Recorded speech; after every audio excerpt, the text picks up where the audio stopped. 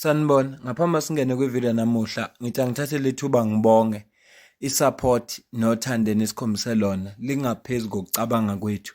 Siyacela niqhubeke nisisupport njalo ngokubuka amavideo ethu, ungakhohlwa ukukhomenta, ushare, ulike. Siyafisa ukuzwa umbono wakho. Sicela ke singene kwivideo namuhla.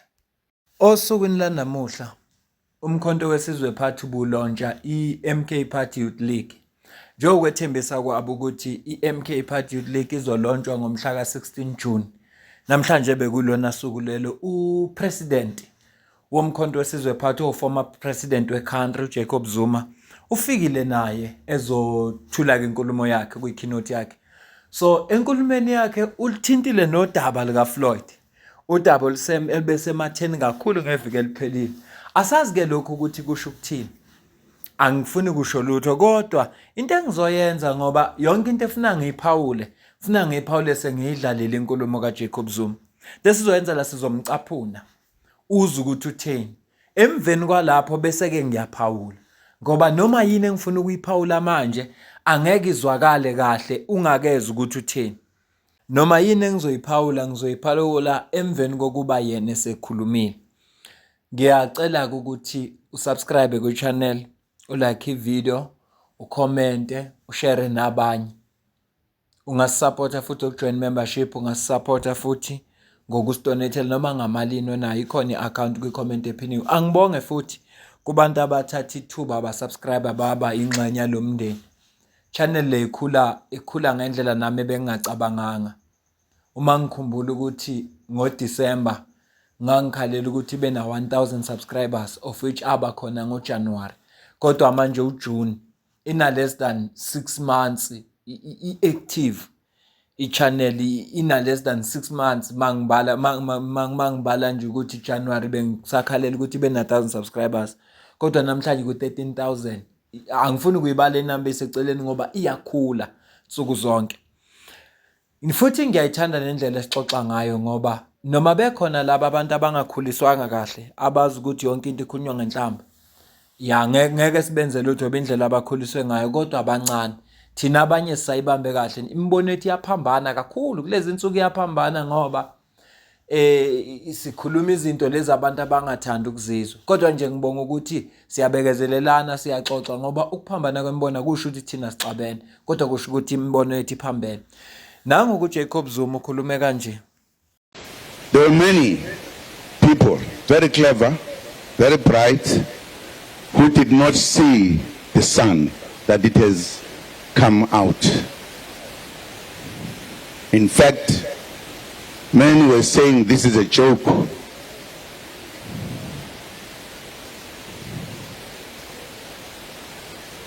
We had taken a decision very seriously, which then was sending a message to every citizen, every kind of age at that time.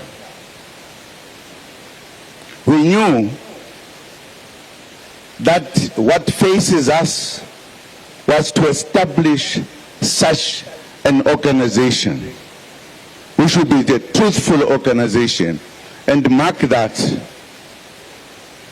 because when we take decisions against one another, some people seem not to understand what we are doing. We said no one must do what he likes, or no one must do anything that is not in keeping with our own to liberate a black person in South Africa. And if one day, one of us that you trust so much, you love, if we said to Zumalo, I'm trying to get to a shupa, why ningenele lokho ningazi nokuthi kwenzekeni? Because we must listen to the leaders. The leaders are there to take decisions. Some of the decisions are not very nice. They may not very nice to individuals as well. But your duty is not to talk when you don't know what is happening.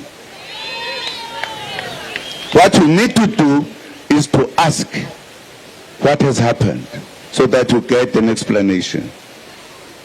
Don't confuse us as black people, because we are not confused.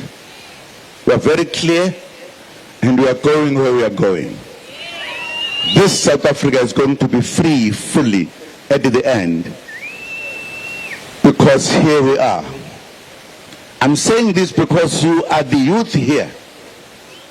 The youth has a history in South Africa, and you cannot do a lesser history when the ones who did this many years ago did a lot of things. Yours is to do more.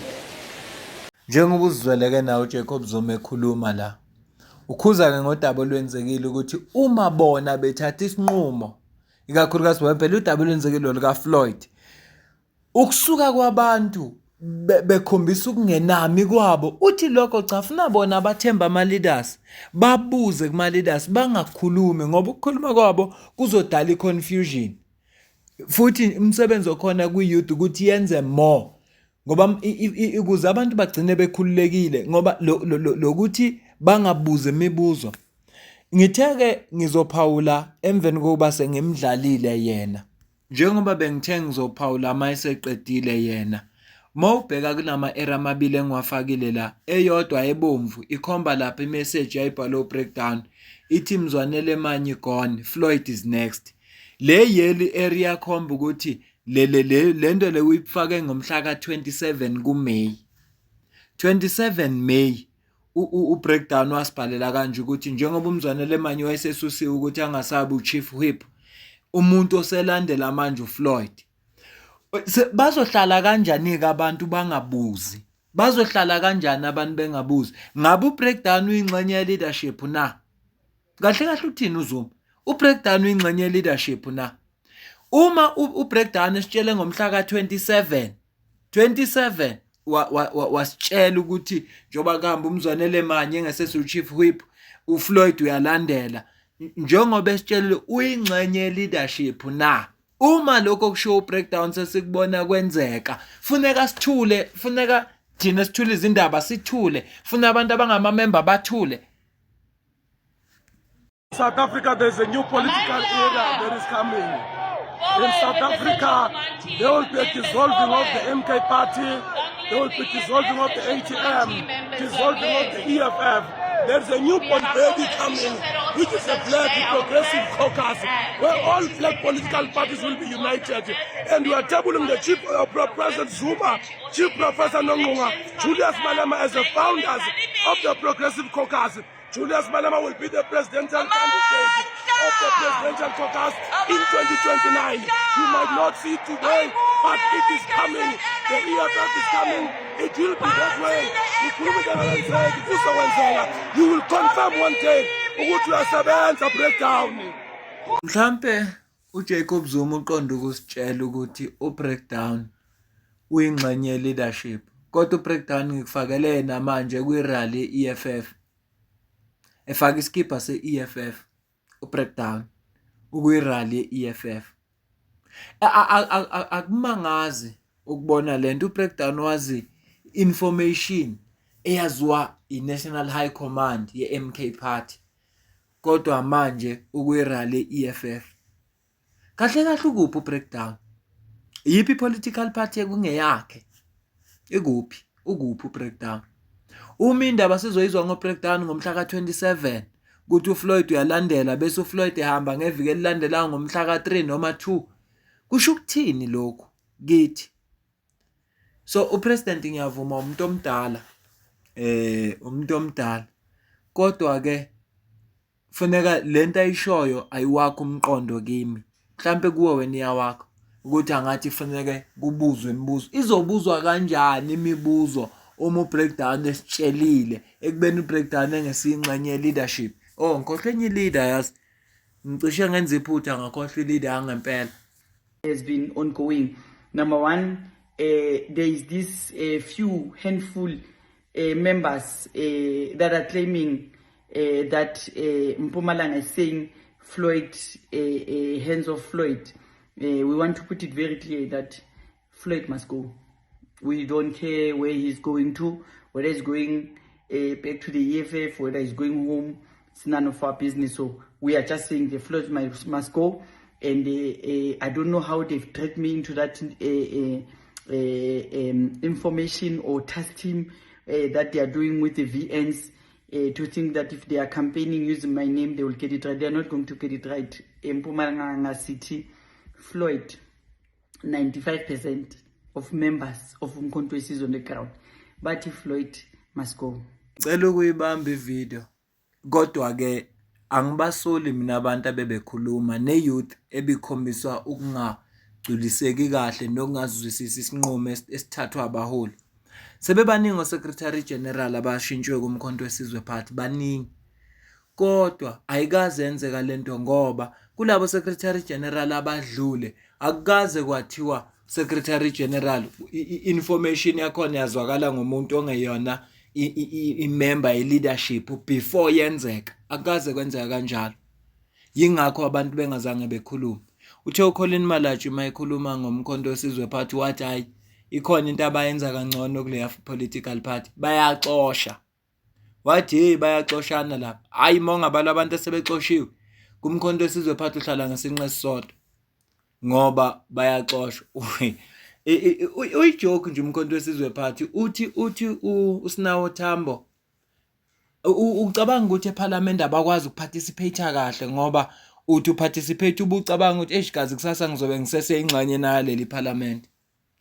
Ngicela ukuma ke la ngizwe ukuthi kuthini ukuphawula kwakho. Ngikulethela inkulumo esho president ngaphawula nami ngoba ngishilo ngathi ngizophawula emveni uba esekhulumele yena. Ngoba mina ngibasola bebekhuluma. Nawe nje mawumuntu ocabangayo ubuzokhuluma ukuthi how come kuthiwa akubhekwe leadership ukuzwe ngeleadership ekubeni kuqhamuka abantu abangeyona leadership bakhuluma basitshela qeda kwenzeka njengoba kunjani. Mina nawe sidibana kwivideo elandelayo ungakhohlwa ukusubscribe, ushare, ulike, ucomment. Ngiyabonga.